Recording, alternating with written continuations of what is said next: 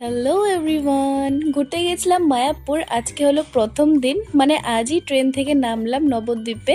স্টেশনে অনেক ভালো ব্যবস্থা করা আছে ফ্রেশ হওয়ার জন্য, আর আমরা সবাই এখানে ফ্রেশ ট্রেশ হয়ে ঘাটের দিকে যাওয়ার জন্য রওনা হলাম। মানে নদী পার করে আমরা মায়াপুর পৌঁছাবো। আমি এই প্রথমবার নৌকায় উঠবো, আগে কখনো উঠিনি, তাই একটু বেশি এক্সাইটেড। আর আমার মুখের হাসি দেখে তোমরা বুঝতেই পারছো আমি কতটা খুশি।